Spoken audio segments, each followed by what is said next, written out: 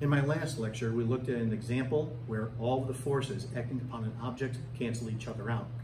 This then means that by the equation F equals ma, the net force acting on the object is 0, and then therefore the object does not accelerate. With the two examples that we'll take a look at in this video, there will be an acceleration. We're going to examine the forces that cause that acceleration. The first of the two examples is going to nicely bridge the gap, if you will, for us between kinematics from the previous unit and now dynamics here in this unit. Recall in kinematics that we're mathematically describing motion. Now we're looking at the causes of motion. The first of these two examples involves a hockey puck. Let me go ahead and read the example to you. A hockey puck with a mass of 0.1 kilograms slides across horizontal ice. If the puck had an initial speed of 5 meters per second and comes to rest after moving 10 meters, what is the net force acting upon the puck? Here's how you could easily visualize this problem. I'm going to use my eraser here to illustrate. The problem begins the instant that I let go of the eraser. The instant that I let go of the eraser, it has an initial speed of 5 meters per second, and it ultimately slides 10 meters in coming to rest. The situation merely looks like this, like so. So not while the eraser is in my hand, the problem begins the instant that I let go of the eraser. Okay, let's look at the kinematics of this problem first, and we're going to use the kinematics to solve for the acceleration. Okay, now before we begin, let's go ahead and note that the mass of the puck here is given to us as 0.1 kilograms. And then here's how we would have approached this problem back in chapter 2 for one-dimensional motion with constant acceleration. Okay, right here is the puck like so. We'll say it begins at the origin, and it does so with an initial speed to the right-hand side of 5 meters per second. The puck then ends up at rest over here with a final velocity of 0 after traveling over a displacement, its final position x, given to us as 10 meters. Okay, now the acceleration vector is going to point to the left-hand side of this problem, and the reason for that is because in this problem the puck is ultimately slowing down. Okay, now with respect to the kinematics, this particular example is an easy example where we use the third kinematics equation. So recall the third kinematics equation, which is the following, as we saw it back in chapter 2. And now let's immediately plug in the zeros in the expression. Two quantities are equal to 0. The puck begins at the origin and it ends up at rest. So when I plug in my zeros, the expression simplifies to become the following. And now let's just solve for the acceleration A. So move the v0 squared here to the left-hand side so it becomes negative when I do. And then divide by 2 times x in order to find the acceleration A. Like so. And now let's just go ahead and plug in our numbers. So I have here then in the numerator 5 squared, and it's negative, so negative 25, and then divided by 2 times 10, and this ends up being negative 1.25 meters per second squared. Once again, the negative sign here means that the acceleration vector points to the left-hand side. Back in chapter 2, this is as far as we would have gone.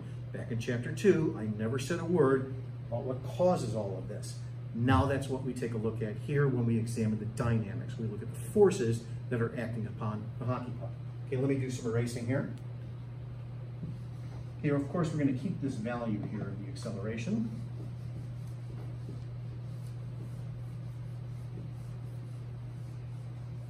Okay, now we look at the dynamics.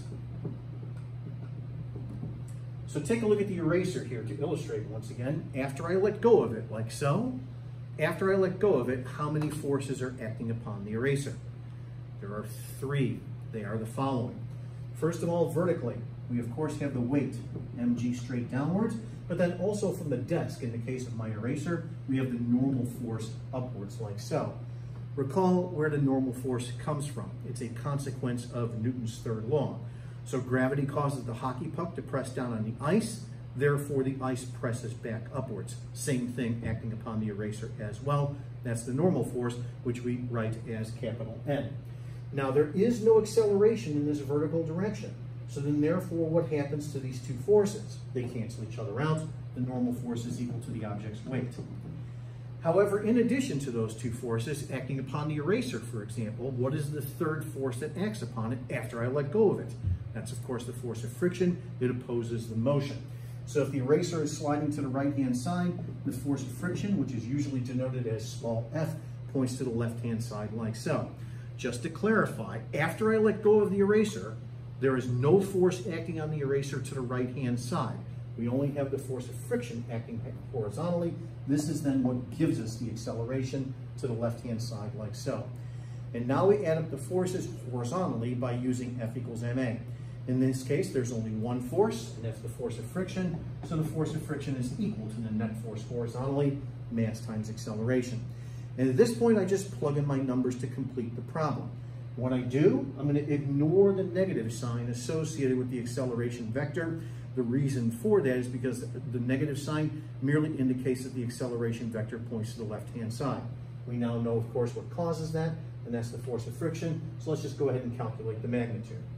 So we have, I'll write the numbers here, 0.1 kilograms, and then multiplied by 1.25 meters per second squared. This ends up being 0.125 newtons, like so, as the value of the net force. To conclude the example, be a little bit careful here. Notice that there are two capital N's. Keep in mind which capital N is which, however. This, of course, is an abbreviation for the units being in terms of newtons. This right here is the normal force. Okay, that concludes this example. Let's immediately move to the next example. I need to move my screen in order to do that.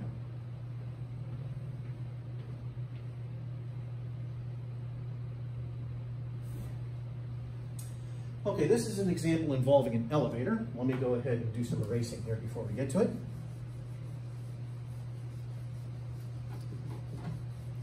And now let me read the problem to you. Copy it in your notes. A person with a mass of 75 kilograms is standing on the bathroom scale while in an elevator. What does the bathroom scale read for each of the following situations? In part A, the elevator moves with constant velocity. In part B, the elevator accelerates upwards at 2 meters per second squared. And in part C, the elevator accelerates downwards at 2 meters per second squared. For each of those three situations, we want to calculate what the bathroom scale reads. In order to answer this problem, however, we have to know exactly what force acting on a person does the bathroom scale actually read. So while standing on a bathroom scale, what force acting upon the person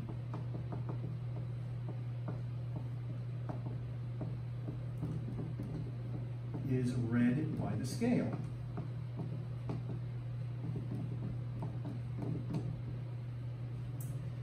Now, to help us answer that question, I have a really old and beat up ordinary bathroom scale right here. It's an old spring scale. And then I'm just going to go ahead and put it on the floor and then stand on it like so. Right now, there are two forces acting on me. There's my weight, mg, straight downwards, and then of course there's my normal force upwards like so. Which of those two forces acting on me, however, does the bathroom scale actually read? The answer is the normal force. And the reason for that is as follows. When I stand on the bathroom scale, the force that the bathroom scale actually reads is the force of me pressing into it. But by Newton's third law, that's the same thing as the bathroom scale pushing back upwards on me like so. That's the normal force. That's what the scale actually reads. So for this reason, the normal force is sometimes referred to as the apparent weight. Let me go ahead and write that for you. Okay, so the bathroom scale directly reads the force pressing into it. It does so by means of a spring, by the way. Okay, now, by Newton's third law, N3L is my abbreviation for Newton's third law, that's the same as the bathroom scale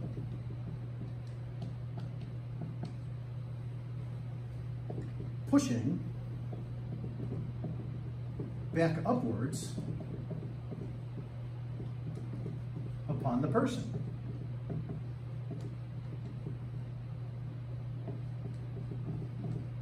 That's the normal force.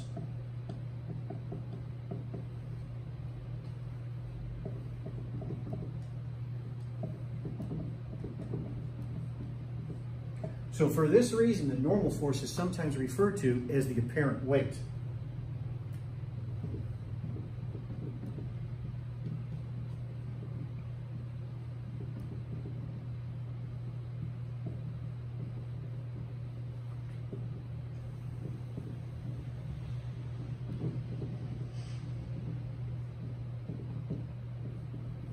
So that's what we're asked to calculate in this example. What is the normal force acting upon the person for the three situations that we're examining?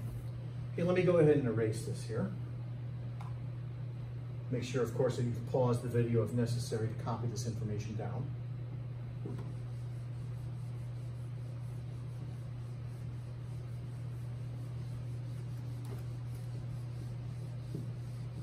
Okay, so now let's take a look at part A of the problem. As we begin, let's note that the person has a mass of 75 kilograms.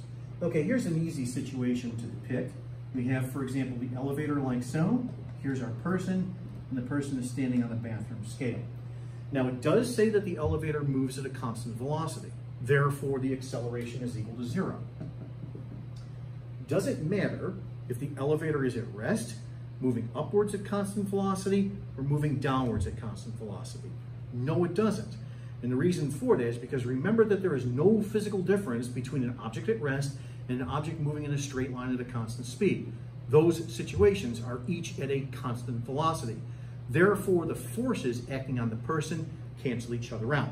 Now, as I noted earlier in demonstrating this, there are two forces acting on the person. We have the normal force N and the force of gravity mg straight downwards. Because the acceleration is equal to 0, these forces cancel. Therefore, the normal force is equal to the weight mg. So yes, when you stand on an ordinary bathroom scale, for example, in your bathroom in the morning as you're getting ready for school, yeah, the bathroom scale is reading your weight. But directly what it's reading is the normal force. It's only that your acceleration being equal to 0 means that the normal force, what the scale is reading, is equal to your weight. But this right here is what the bathroom scale directly reads. Okay, let me just go ahead and calculate this value. So I have 75 kilograms multiplied by 9.8 meters per second squared, and that's 735 newtons. By the way, don't be surprised by big numbers associated with forces in newtons. 1 newton is actually a lot smaller than 1 pound. You don't need to know this conversion factor off the top of your head, but 1 pound is equal to 4.45 newtons.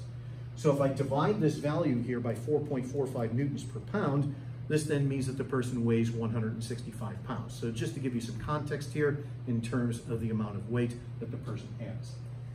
Okay, now let's take a look at part B. This is where the elevator accelerates upwards. So let me do some erasing.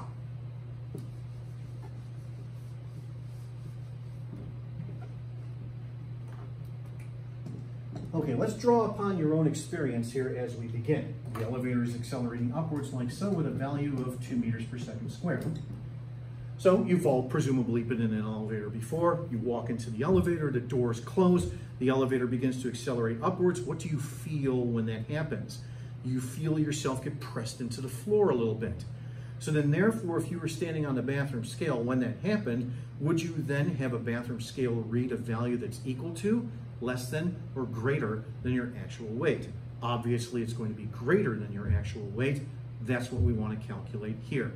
Now, it's the same two forces acting in this situation as before. That is the normal force and the weight, but in this case, they don't cancel each other out. So we have the normal force like so. I'll draw it nice and large, and the force of gravity like so, pointing downwards. Even though I'm just doing a rough drawing here for my force diagram, I'm drawing this such that the normal force is bigger than the force of gravity, and the reason for that is because the acceleration is upwards. And now here's how we apply F equals ma in a situation involving two forces, for example, here acting in the vertical direction. By definition, always treat the direction of the acceleration vector as positive. And then therefore, any force that points in that direction is positive, and any force that points in the opposite direction is negative. If you keep that in mind, here's then what happens when we add up the forces. We have the normal force minus the weight equal to the net force ma. This equation is F equals ma. Here's the vector sum of the forces in the vertical direction, and then here's the net force. By definition, the acceleration vector is positive, Therefore, the normal force, what points in that direction, is positive. The force of gravity in the opposite direction is negative. And now we just solve for the normal force N. Like so. So yes, notice that what the bathroom scale is going to read, the apparent weight, is in fact greater than your actual weight by this amount. So it's 735 newtons plus then, let's do the math here, plus 75 times 2 for the acceleration. This comes out to be 885 newtons. So yes, you feel heavier when the elevator is accelerating upwards. This is then shown by the bathroom scale showing the apparent weight. And then lastly, we have part C. Let me do some erasing here.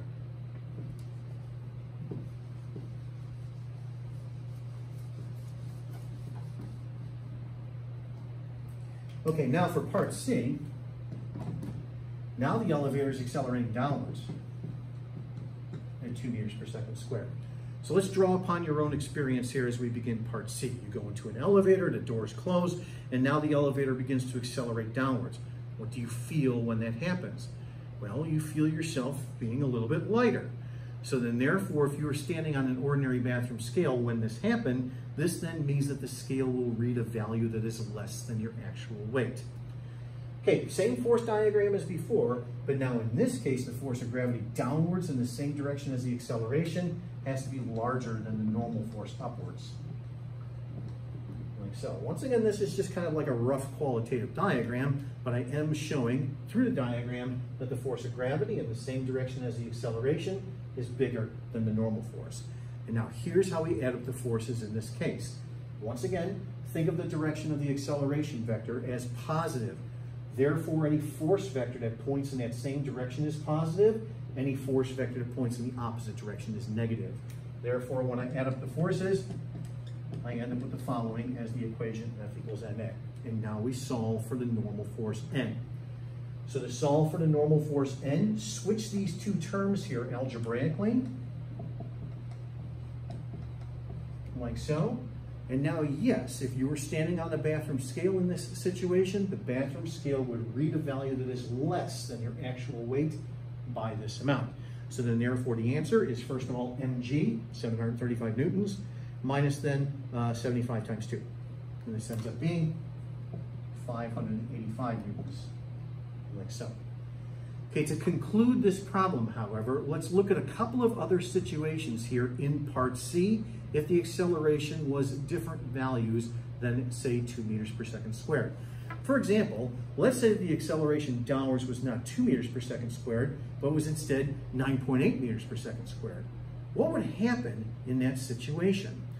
Well, think about it. From your point of view inside the elevator, what would be happening to you inside the elevator if the elevator was accelerating downwards at 9.8 meters per second squared? Well, if you're saying to yourself you would be floating around the room, you're correct. However, what's actually happening is that both you and the elevator are in free fall, accelerating downwards at 9.8 meters per second squared. Therefore, what should your apparent weight, the normal force, be equal to? Well, let's see. So take a look at this expression here for the normal force. Watch what happens to the normal force if the acceleration is equal to g. If the acceleration is equal to g, this term here is equal to 0, and the normal force, therefore, is equal to 0. Your apparent weight is 0. That is what is meant by weightlessness. So if the acceleration is equal to g, the normal force is equal to 0. This is specifically what is known as weightlessness. Your apparent weight is equal to 0. Okay, lastly, what would happen in this situation for part C if the acceleration was greater than g?